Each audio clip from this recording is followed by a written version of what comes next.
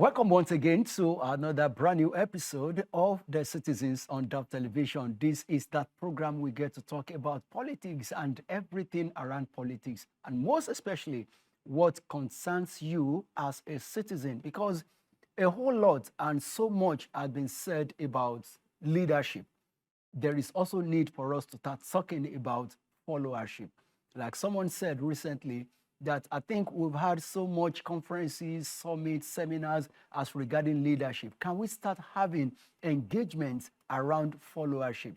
Yeah, ask God will be helping us by the grace of God, because there are so many things we need to do as citizens of this nation in a way to ensure that we get the best of our desires as concerning Nigeria. And like they always say to us, that we deserve the leadership we have in the country, because our leaders are products of followership. They are from us before they become who they are today, before a president becomes a president, before a governor becomes a governor.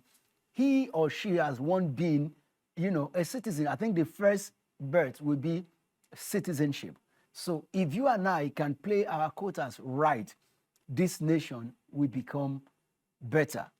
So I welcome you once again to the Citizens on Dove Television, and my name is Mike Adekunle. Today we have something special to talk about, and it is one thing we will not stop talking about. It's around good governance, around politics. And I have joining me here in the studio two wonderful politicians and children of God. Of course, they are in politics, and they are children of God, and they are making huge impact in the areas of their callings. I'm talking about politics right now. The first I would like to introduce is the National Coordinator and Convener of Redeemite in Politics and Governance, and he is Comrade Femi Cole. Good to have you, Comrade Femi Cole. We appreciate you. Thank you so much for your time, sir. Thank you. You're welcome. And next to him is a man with many caps, though he's wearing one today, but so many caps. But then, just in a way of streamlining, Chief Kolade Segun Okeowo is here, the coordinator is the coordinator of Directorate of Politics and Governance here at Redemption City, and of course, the convener of Believers in Politics. Good to have you, Chief. Thank you very much, Pastor. Thank you. You're welcome, sir. So glad to be here. And congratulations on your coronations. Thank you very much. So how did you receive that, and how did the people receive that with you? An evangelist, a pastor who is now a chief, a politician, like I said, you wear many. Well, as long as it is acceptable for a child of God to become a king, yeah, and we have so many examples, sure. I think it's also acceptable that a child of God can become a chief. Yeah. We are proud of you, sir. Yeah. For us, for me, I would say, God got your back. Just keep riding on. Keep riding on. Keep making impact. In politics, you are there. In community engagement, I know that you are there. A traditional institution. A traditional institution, in drama. Also in drama. We are proud of you, sir. We are proud of you. Thank you so much, sir. My pleasure. So, gentlemen, today we are going to be looking at politics and governance. Achieving good governance in Nigeria as a case study. Should it all be about politics? Should it all be around politics? Can politics be separated from good governance? So let me start from you, sir. Well, thank you very much, Pastor. As long as the whole world, or let me say the greater part of the world, has agreed on democracy, the government of the people, by the people, and for the people, there is absolutely nothing you can do.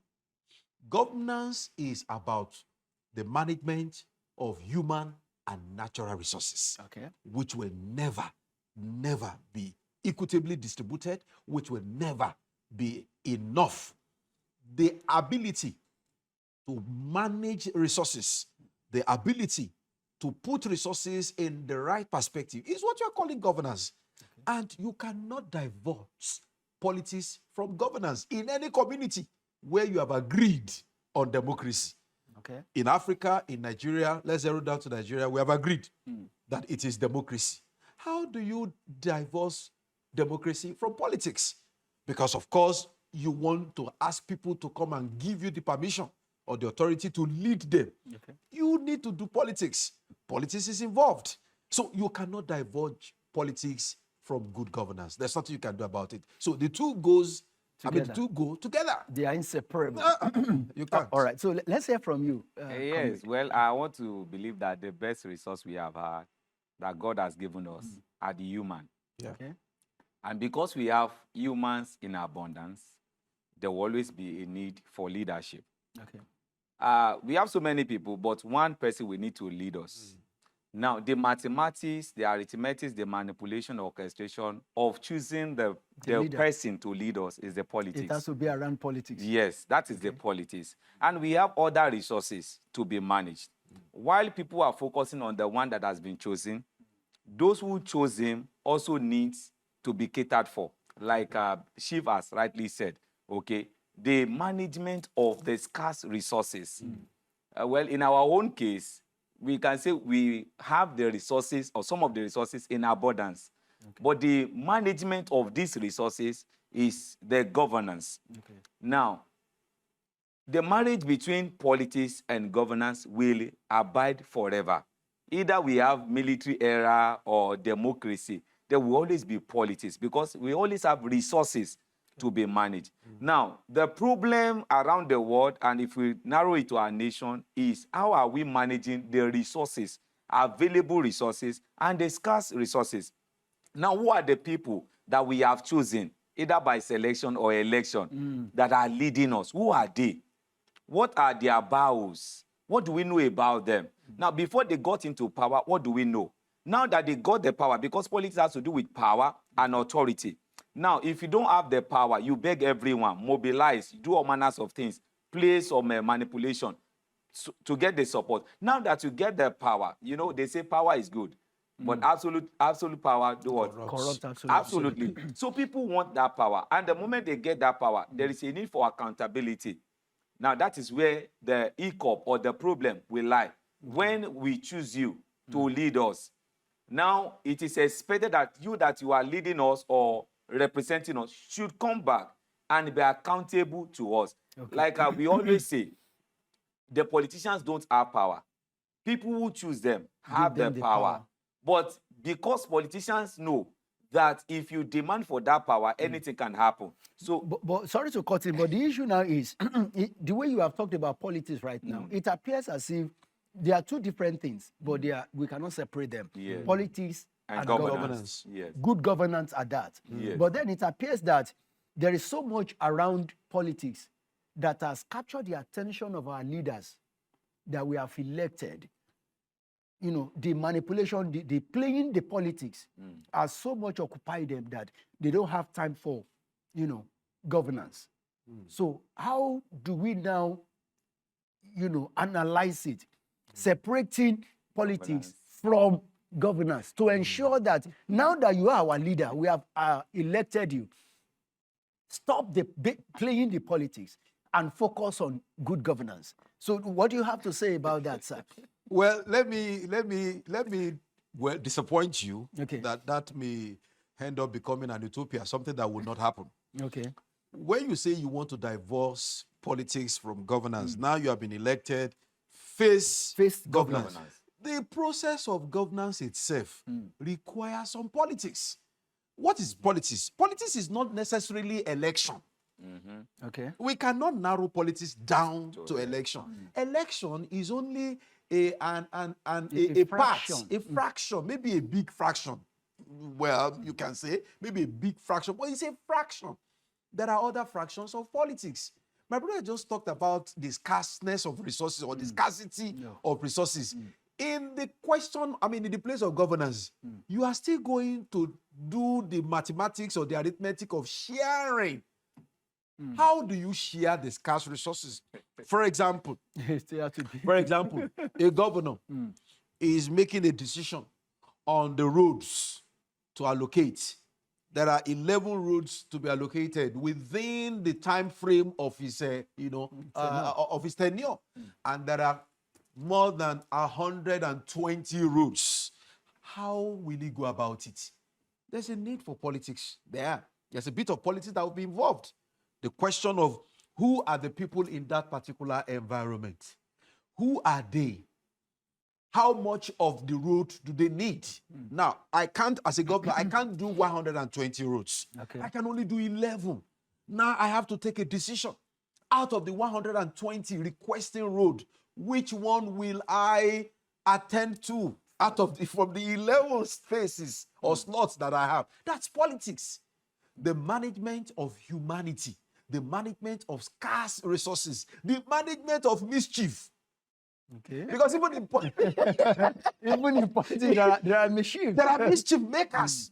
You must manage mischief makers. People who are going to look at you and say, why did you say 11 roads is what you are going to do? Why not 20 roads? Why not 30 roads? And you are trying to explain. Look at the indices on ground. Government is not miracle making. Or governance is not miracle making. I cannot do more than 11 roads. And sincerely speaking, he is right. He can do more than 11 roads. But the people are saying, no, you must do 120. He has to explain. Mischief makers, out of the explanations he has made, mischief makers will make news. Twist it around. Twist what he has said around. He has to manage that too. But talking about resources, so yes. Let's be practical. Nigeria is a case study. Yes. Are you telling us that the resources are not available, really? There's nowhere in the Let's world. talk There's about nowhere in the finance. world where resources are enough. There's nowhere in the world. Resources are never enough. Okay, should I not say, don't let me say that they are enough. But in Nigeria, are we not having what it takes to deliver good governance? Talk about money. Talk about natural resources. Look at crude oil, for instance. So are we to say that we don't have them enough to cater? Please, can I say something before? So So that All we right. will take the question back to right. Chief.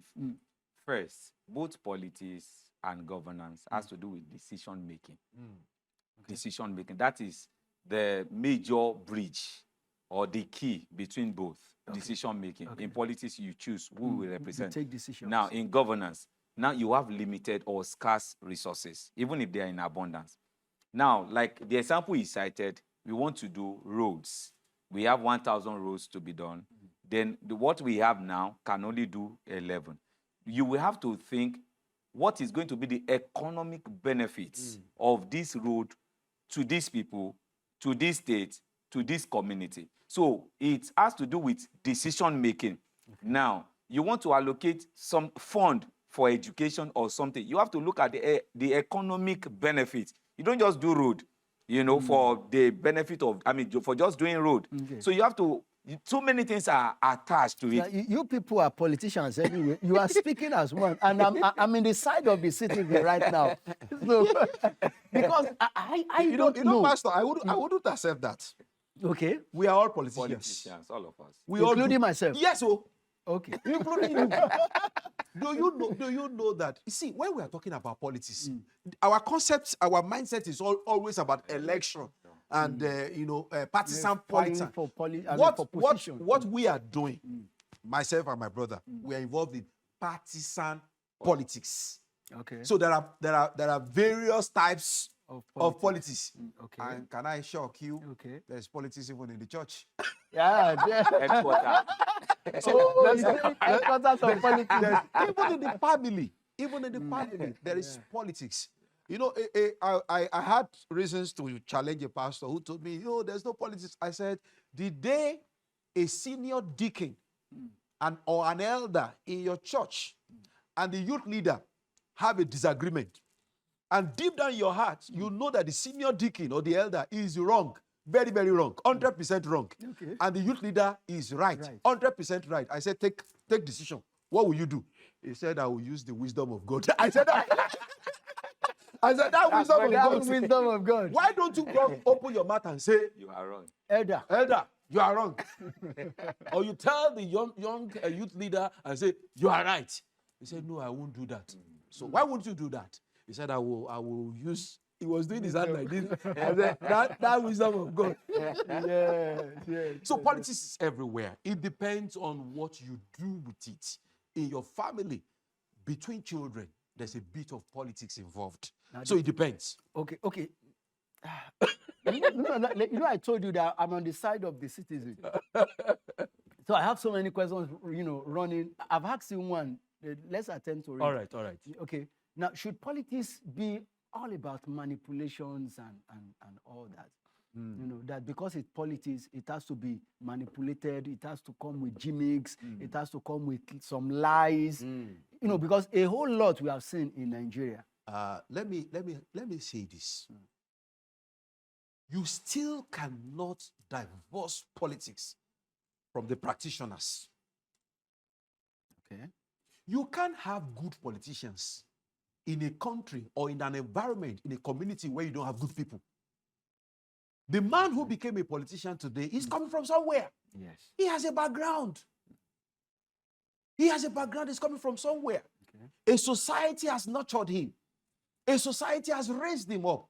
People tell me, they say the Nigerian police is corrupt. I say, no, the Nigerian police is not corrupt. The Nigerian police is only a reflection of the society. It's not the police that is corrupt. It is the society. The same way you say politicians are corrupt. No, politicians are not corrupt. The people are corrupt. It's the people. Who becomes politicians? Who gives birth to politicians? Do politicians come from the sky or do they come from the ground? Do they come from the society? Who breeds them? Who raises them? It's garbage in, garbage out. You see, I tell people, I said, every society, every country gets the kind of politicians it deserves. We get the kind of politicians we deserve. The man who is shouting today, who is human rights activist today, give him a position tomorrow, you'll be shocked.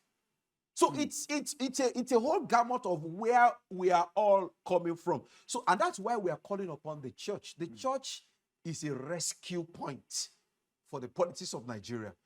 If the church will not raise politicians, if the church will not breed politicians from teenage, intentionally breed politicians with concept of nation building, with the concept of nationhood, patriotism, honesty. If we don't consciously breed politicians, we are in a mess. We are in a mess. Are we doing that? No, so please, I want you to wade in. Thank God for this citizen program. Yeah. Now, it says something. There is no politician without the people. Okay. The people make the politician. Nobody will get into power without the people, except if it's a military. Even in military, there will still be people that will support that person in planning coup. All right? So there will still be the people. So if you are talking about the politician, we should also talk about the people. Now, the people want to, what's it called now? Eat their cake, yet have it. It's not possible. Now, apart from seeing politics as mathematics, manipulation, now you see it as a business. Okay, you loan me money to do business, and you are coming back to collect from that money every time, and you still want profit. The money you are hitting from again and again, you can't get the profit because the money you gave me, you have collected everything. Okay, so you help the politician to get to power, yet you are coming to make demand for rice, little rice, make demand for little gari. You are not looking at the long-term benefits. Okay. So the people have fought there. So he said something earlier, which I want you to corroborate, whether it's true, whether it's right or wrong, that politicians, that politicians, like when you have activists, have this person who is speaking good and all that, and by the time they get there, they still misbehave. Why? Why is that so? And are you telling us, or are you telling me that there are no good persons that by the time they get there? In this country, we have had somebody said to another person that, oh, you are too good to be a politician. You should be selling ice cream. So with that person, when he gets there, will he not do good? Yes, it's possible that we have good people in politics, but we have more bad people in politics. Now, I will use the word bad in quotes because the people can actually make them bad. If people know that you are this person who doesn't joke with little things, that if we give you a loaf of bread, you'll be satisfied. So they will continue to bake, the bread and keep it somewhere. They know that you are only satisfied with the loaf of bread and not the whole bread. So people actually make the politicians bad. They make the politicians bad. That is just the truth. There are good people in politics.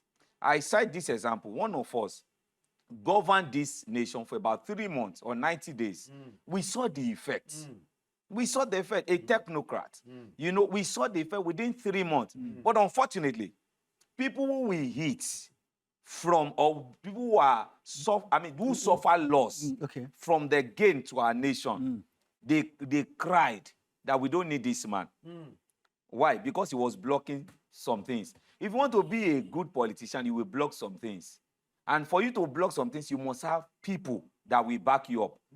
But the unfortunate thing is that we as Christians, we don't push ourselves there. We don't want to be there.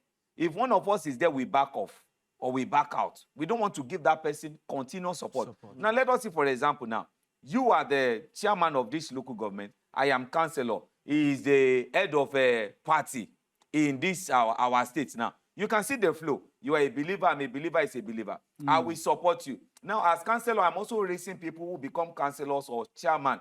So when you leave, we can put other people, other believers there. You can see the flow. But we don't have that flow. There will be a continuous pattern. Yeah, the fault is with us. Yeah. Indoctrination. Yeah. Okay, they fear. Now, we started by saying chieftain, chieftain title. He became a chief. Some people are talking. And actually, some people are now kings. Some believers are kings. Why will some Christians be kings and somebody cannot be a chief? Now, why will others be in political position and we Christians cannot be? All right. Now, I will still want us to, because there are a whole lot of lessons we need to learn from all this we are talking about. So I will see come back. But then, talking about technocrats, why is it so difficult that technocrats are not finding their place in the politics of Nigeria? Or are they there and we don't know, or what? Because even in this current administration, you know, we've seen a whole lot of, in the first year, let's say the first 3, 4, 5, 6 months of this administration, we have seen a whole lot of decision making, a whole lot of change and all that. But yet, nothing has changed as we speak. Well, like somebody has said, that politics is not a dinner party. Okay. Neither is power served a la carte. A la carte. It's a struggle. Let me say it in Yoruba. Oh, Simbe. Oni báwo náà ṣe pín. Ẹni tó wà ńbẹ̀ gan-an wọ́n yàn jẹ. You are not there. You are questioning the rationing, the rationing power. Even the one that is seated at the table is being cheated. Now, politics everywhere in the world is a struggle. Nobody is given a role in politics on a platter of gold. It's a struggle. Now, that is where the Christian faith or the Christian mindset seems to be at loggerheads with politics. Okay. The Christian faith seems to be, well, I see it, don't struggle, God will put it on your laps. You don't have to struggle, you just pray, and God will do it miraculously. That is where we need to have some understanding. Okay. That, well, we do not doubt the power of God, neither do we doubt the existence of miracles. But let's think it this way. Is it possible for someone to become ordained in this our church without going through some rudiment? What miracle can make a man on the streets become a full pastor in the Redeemed Christian Church of God? Show me that miracle. No, I'm talking. There's no miracle. Show me that miracle that will make a man just walk into this redemption city or just say, God told me that I should be a pastor. So I present myself for ordination. What miracle will make him get ordained? That is it. You have to follow the process. You have to follow the process. There are procedures. It is like that also in politics. You got to get involved. Involvement is what we are running away from. And that is what is stealing, our ability to get involved in the process. Yes, there are technocrats. Yes, a governor may get to office and make decisions and say, I want this person, I want that person. Fine, that's okay. But there are people who have been involved in the process. There are people who are involved in the... As I sit there, I'm a party chieftain. And there are times we are asked to bring this and bring that. And the leaders will say, make sure it is one of us. Now, that's a problem. How do I now come to my church and begin to bring people when the leaders insist? When it has been stated. When it has been stated. From one of us. It must be one of us. For example, to become a councillor in the local government elections, you must present your party card. Where is your party card? How long have you been a member of this party? These are the questions they will ask at the screening. They will ask some questions. Okay, give us the name. Who is the chairman of the party in this state? Who is the chairman of the party in your local government?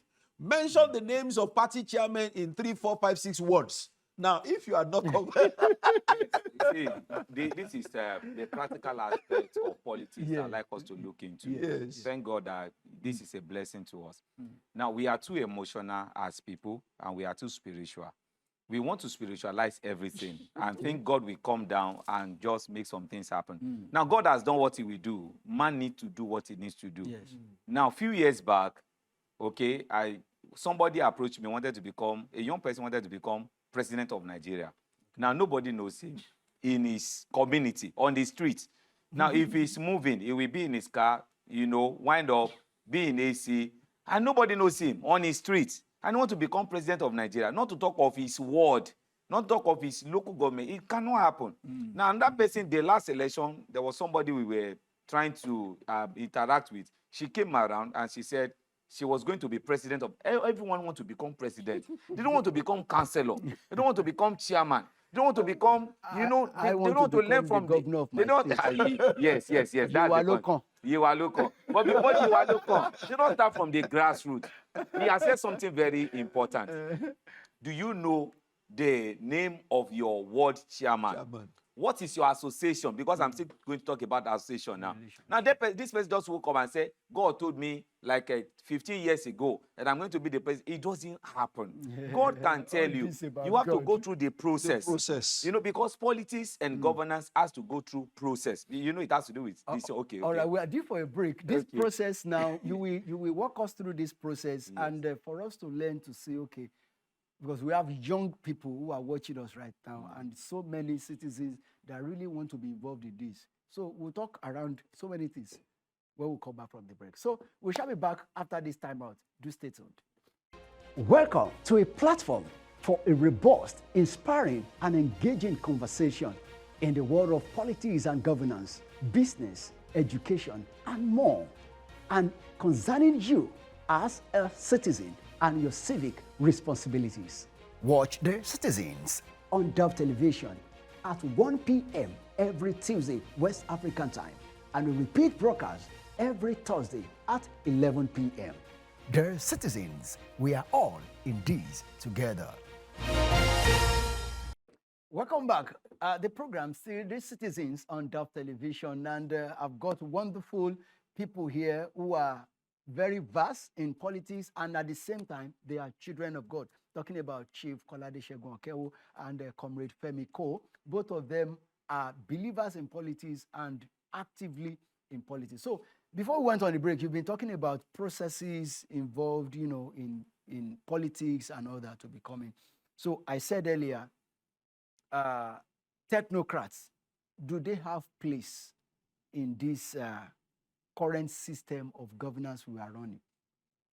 And should these politicians, what should we expect? Because over the years, in Nigeria now, the democracy we are all enjoying today, right now, it's been over how many years now? Since 2009, 1999. Since 1999, we could all talk of an uninterrupted democracy all through to this point. Yeah. What have we gained from all these politicians? Can we still expect the good or the good governance we are talking about from politicians? Can politicians deliver good governance to us in Nigeria? Don't throw away what my brother has said. This is not about politicians alone.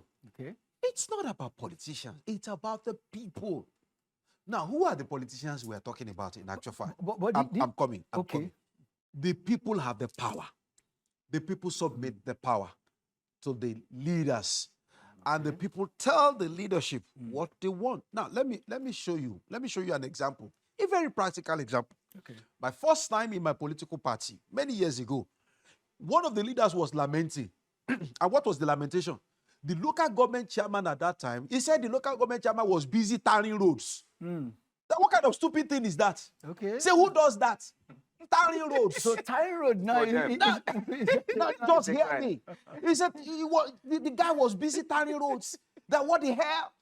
Does he want them to be hitting the tar on the road? Ṣé ká lọ máa bú ọ̀dà jẹ́ ni? And now, if those are the kind of people who are leaders of the party, woe unto the politician. See, we blame politicians. We're very quick to blame politicians. We don't know. We are not involved. We don't know the process. We don't know the struggles they get through. I have seen a leader, a governor crying bitterly. I said, I want to do this. The leaders of the party are not allowing me. They are insisting that this is what they want. And at the end of the day, I know this is politics, this is democracy. I give them what they want. So what would he, as a governor, as a president, what would he what would he stand to lose if he had jettisoned those party leaders to say no? The government, I am going to do the good for my people. It is government of the people. Now, are they not people? Are they not part of the people? It is government of the people, by the people, and for the people. That is why a leader must be surrounded by the right people. A leader who is not surrounded by the bad people will become a bad person, no matter how good the leader is. No matter how good. I have given an example again. Let me give an example. A politician who did very well in his constituency, in a section of the constituencies, he did visible and viable projects. Visible and viable projects. You know, running into millions of naira. Visible and viable projects. Physical projects, roads, this and that. In another section of his constituency, he wasn't able to do anything. He wasn't able to do anything. Nothing. He did nothing. But 2 months to the election, in the place where he did nothing, he sent some millions of naira cash to them. Okay. Now, where he did nothing, okay, when the results came out, in the place where he did visible and viable projects, he lost gallantly. In the place where he did nothing but sent money to them, he won massively. What lesson should that politician draw? What lesson should he draw? Let me say this political analogy. Now, there is this a leader, a political leader, who brought out hen, was feeding the hen with corn. Now, he had to pick the hen, remove all the feathers. The hen was shaking because it was painful for all the feathers to be removed. All right. So as it was shaking, the man started dropping corn and it was going. Do you know that the hen forgot the pain and started following that leader again? That is how it is. Because of the corn. So while some of us are crying about infrastructures and talking about good governance, there are a whole lot of us who are just about stomach infrastructure. Majority. Once something enters their stomach, they are forgotten about everything. And that's just the truth. And those are the voting population. Yeah, I think the danger, in the illustration you painted, I think if I will have my way, I would support a single tenure for political leaders. Because I have the concept, or I have the idea that, okay, I'm coming back the next time to seek for your vote. Oh, I will have to do some things, you know. But if I know I'm not coming back to seek for your vote, I think I'd rather do good and make sure I do what I needed to do and it's done. Are you getting what I'm trying to say right now? Because I will not have to come back to start. So for me, I feel a single tenure rather than the 2-term, whatever that we are running right now.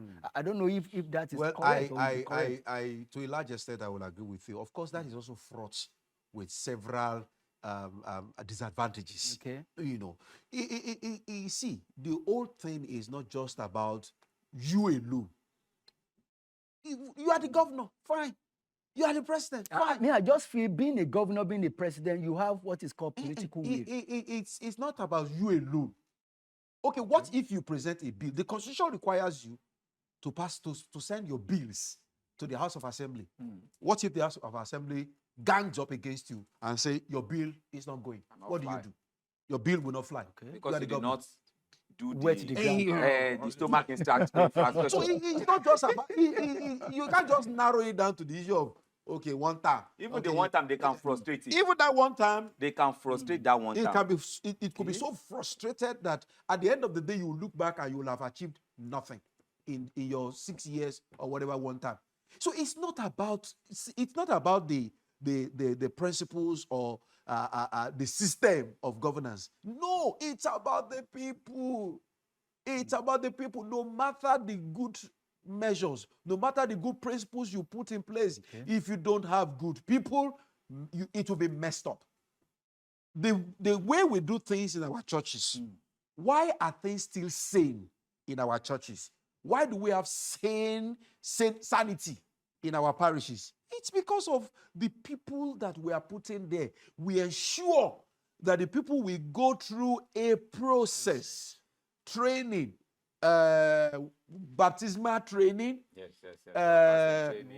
workers in training, school of discipleship, Bible college. They go through processes. And can I tell you, despite all the processes, don't we still have bad eggs? We still have bad eggs. Now, how about a process that has no such system in place? There will be bad eggs. That's what we're talking about. Now, I would like you to take us through the process in politics. And together now, we are now going to look at the lessons for the citizens in all of these so many things you have pointed out. So you being a party man, very active one at that, take us through what are the processes one needs to follow in becoming, should I say, a politician or a technocrat who want to get involved in politics? It may not be necessarily formal, but I have an example in the Bible. Okay. Very simple. Okay. Mordecai and Esther. Mordecai and Esther.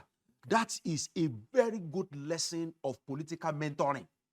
When Esther got to the palace, she got to the palace on the platform on the account of the uncle. Very simple. Now, when Esther got to the palace, can I ask you, who used the political power? Esther or Mordecai? It was Mordecai. It was Mordecai who used the power. Yes. As far as Esther was concerned, she was just there. It was Mordecai who used the power. Now, that happens a lot in politics. That happens a lot in politics. That's why I told you that time that the governor you are seeing, the governor you are fighting with, you are fighting against, you are probably fighting against the wrong person. Esther was the one who killed Haman, Abi, directly. But indirectly, it was Mordecai who used the power of Esther. In many cases like that, you won't see the person using the power, because the person using the power is at the background, using the inner person as a toy, which was what happened directly in the case of Mordecai and Esther, who printed posters for Esther, who collected INEC form, who collected INEC form for her, who was a campaign manager. Is it not Mordecai? And when it was time to use power, is it not Mordecai that used the power? Very simple analogy.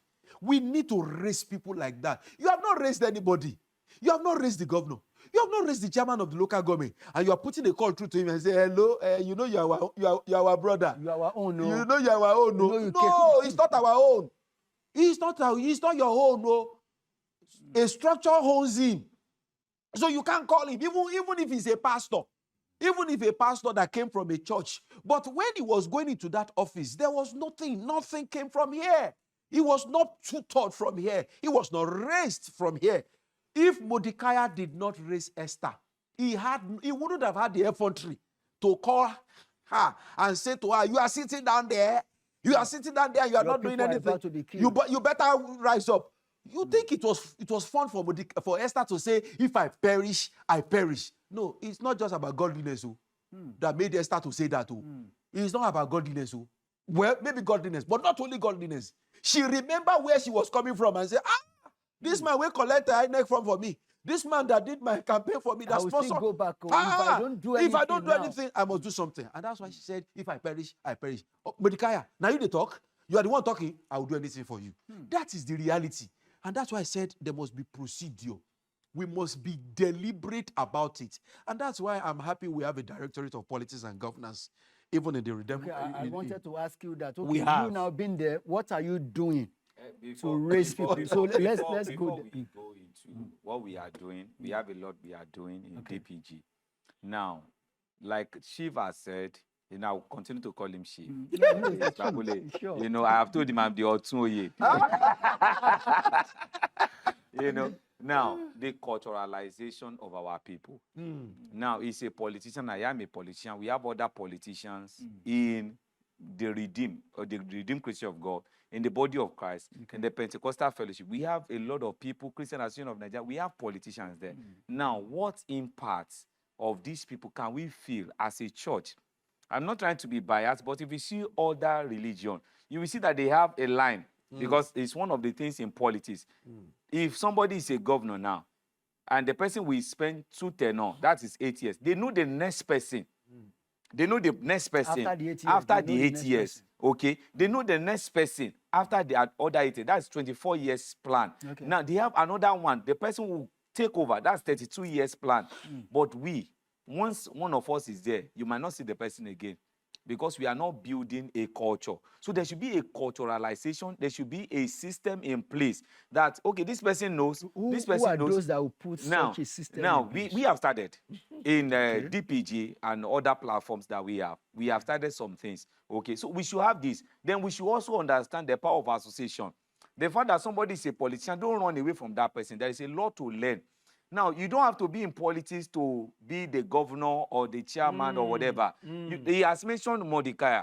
It was just a word from Isaac to Esau. The year you get the dominion, you will break the yoke off. That when you get the political power, you are going to get your freedom from your brother. Did he get it? Yes. When he got the political power, he came back with 400 bodyguards. That's going to, in fact, more than a governor's entourage. He came back and said, now I have the power. The one who is spiritual came back and was bowing before the one who has gotten the political power. We must understand political power. And those of us who are in politics must begin to build people. Now, how do we do that? Find in your heart, first discover that you need politics, because politics controls everything. Everything. Now, you need politics and you need political power. Find a party of your choice. Do due diligence to know about the party. Then find where they are meeting, either the ward, the zone, or wherever they are meeting. Get to know who is in that party. Let the person, indoctrinate you about the party. When you are convinced, go there, be registered. When you are registered, you will get your membership card. All right? Attend meeting. When you attend meeting, don't be spiritual about, don't just keep quiet. When you need to raise your voice, but let it be creative. When you need to crack joke. When you need to hail. It is not crime for you to hail in politics. It's like they say, on your mandate, this Baba, I've always told you, on your mandate we stand. They say no mandate anywhere. You see, it's our leader. Yes, I always say on your mandate we stand. Now, there is a point where you hail, okay? Because even in church, if you don't respect your leader, you know that person, you cannot climb high. Leaders are ladders. Okay, so in politics, you must also learn to, when your chairman is saying something, give a song. There is a song, so many things you learn. Leaders are ladders. So there are so many things to learn in politics. When you join them, you see what they are doing. The only part is let them know that you are a Christian. When they know you are a Christian, when there's a need to pray, they ask you to pray. You pray in Jesus' name. Then you know you are a Christian. But when you need to support them, you support. When you are going to a meeting, you know your number. Maybe you're about 50. Get biscuits, get sweet, get pure water. Volunteer to do these things. You are raising a voice. Make friends in that party. These are processes. You don't run politics aloof. You make friends because you need number for politics. Even if you are not going to carry any, posters or thereabout. If you want to be a voice, you need the number. That is one side about it. Now, the other part, let's come back to church. We cannot talk about politics and still be docile about it. The church will talk about church, preach about politics, talk about this. Next year we are going. You don't just wake up one day and say we are going to support somebody during an election. Waking up. No. Which is very wrong. So I want to address that issue. Now, when the election, 2027 will be contesting for another election. Now, when it is that time, 1 year to election, you begin to see posters. You begin to see some of our brothers rising. Now, I see some of my brothers now, vying for a councillorship. Now, what have been their input in their party? Who has known them in that party before now? Okay, so you don't just wake up into politics because it is planned. Like I said the other time, the governor that is sitting now, when he came on board 4 years ago or 5 years ago, they knew the next person, like we have said jokingly, Yewalokon. They know the next person, they know where it is going. They will do all manners of schemes and it should still go to that person. Now you are just coming from the heavens or from the blues and you want to contest against that person. It's not done. The structure that have been No, it's not done. When you see somebody who is coming out, you begin to ask, who are your opponents? When you hear that the chairman of the party, you want to contest against the chairman of your party, you want to contest against the youth leader of your party, who has him out? And when did you join the party? What has been your input? Who are the people behind you? Now, what influence does the governor, the sitting governor, or local government chairman has over you and over your party? So there are so many things that are involved. We don't just wake up one day and say, I want to become. No, God you don't just become. God told me. People, yes, God. I have heard that again and again. That God has told me about 15 years ago that I'm going to be, and you did not belong to any party. They did not even know you. When they say, oh yeah, Jekalo, in your street, nobody will follow you. You cannot win anything. You cannot even win in your household. So politics goes through process. This is a whole lot. Now, I want to ask, should we have career politicians? And because, I've said it earlier, I don't want to bear the name politician because what we have seen from them had not been encouraging because they have always been in circle. You are the same person, you have been the local government chairman in your state. Now you are the governor. After being a governor, you have gone back to Senate, just in a circle, minister and all that, as if you have nothing else more about your life. And you are not giving room for others who wants to come in. Say, is Baba, is there. He has always been there. So he's the next one. You just finished being a governor. Can't you leave the seat for someone else to come in? Can I say something? Can I say something? I said something the other time. And don't let us forget in a jiffy. Apart from the manipulation and everything we say about politics is a business. People invest into politics. And whatever you invest your time, your resources, your life into is a business for you. Yes, you expect a dividend. Now, while you are going to office with your suit, they are strategizing. They know what and what. Now, Lagos State we talk about now. Some of us we hail President Asiwaju Bola Tinubu. Now, there are Oshaeko in Lagos. There are decision makers.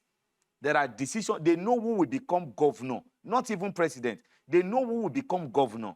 If our current president, we go against these people, he might not win again. They are decision makers. All right. So this is our own business. You might not even know them. Yes, you might not even know them. That's their own business. There are people that are called political strategists. Okay. Now these are people who are their own work is politics. They give you strategy upon strategies. Just as we have technocrats. Technocrats will come, learn from them. They will give them strategies, eat their money, and some other stuff. We must talk about money. Okay. So technocrats will come. The strategies will guide them. But the technocrat must be in the pipeline, must have had a relationship with the politician. Now, one of the reasons why we are having recycling is because you are running from vying from office. I am running from vying from office because I'm a Christian. He's running. No, he's not running anyway. I'm just using the analogy. Now, from vying from office. So some of us are running, and we are not posing any threat to them. They know that if they do, hey, we will run away. We will run away. So we have not built the capacity. We have not built the knowledge. We have not built the. Now there's what they call what's called. They have the money factor. They have the other factor, but there's what we call the nuisance factor. If we don't learn the nuisance factor in politics, we cannot win. We will contest 1,001 times. If we don't know the nuisance factor, we will not win. Do you know all these boys at the garage? How many times do you get there and say, hey, Uriye, give them money, Omo Basibe, Kiniko, give them shop. So many of them. And we need these guys. They are the major decision maker. Because when they will not vie for office, they don't have anything to do with your party, but they have something to do with your person and what you have. Your personality. Sometimes when you are driving and something is about pastor Niel, if you pastor Sileo, they know you as pastor, all right, because you have a relationship with them. But if you are driving, you splash water on them, you even abuse them, you cannot win anything. All right. So nuisance factor is also a factor in policies we must learn. So politics is what we learn. All right. Thank you so much. A whole lot. Thank you so much. So do you support what you say right now? That we can't have, how do I put it now? We must have career politicians. Well, I don't like the word career. But you I don't like the word career as if politics now becomes a full-time job. yeah, But you yeah, see, that's what I'm saying. no, you They see, do it full time. well, I don't like the word career. Okay. I don't like the word career. But you see, the reality is this. Whether you like it or not, there are people who are needed for strategic reasons. Yes. For example, now, as a politician, if I leave this studio now and I want to have a meeting in the next 1 hour with certain people, they are just a call away. Hello, can you meet me so place? We're going to have a meeting. You'll be shocked. I will get there. The place will be filled with people. Now, how many of such people can I call from the church? Who will not tell me, Emma Beno Pastor. I'm in your office. Now, there is a place for the people in the church. There's also a place for people like that. If, for example, as a politician, I have a strategic meeting and I'm told to come and show my strength in a place, who will I call? Won't I have people to call? Now, that is where those people you are talking about, the people you are, it's not as if they don't have other things they are doing. They do. They do have other things. But they have become passionate about politics that they are ready to leave what they are doing. For example, each time, as a contestant, as an aspirant, as a candidate in my party, I've had reasons to go and campaign in places. And I need to go with people. Who do I go with? Who do I go with? These are the people I go with. Because some of them, many of them are artisans, they are private business owners, but they have time for politics. Now, the problem now comes when you get elected into office. How do you throw away those people? Do you think God himself will be happy with you? Those that have been with you. Yes. Some of them some of them will stay with you from morning till night. The only thing they require from you is maybe refreshments and maybe transportation to go back to their different homes. Now, when you win the election, you look around and you say, these people, they are riffraffs, and you throw them away. That's one of the nuisance value that he's talking about. So you see, it's a system that you have to understand. If you want to change the system, you can't change a system that you don't understand. You can't. You can't. Nobody can come to us now, for example, in the Redeemed Christian Church of God, from another church or another religion and begin to tell us what is wrong with our church. We won't listen to him.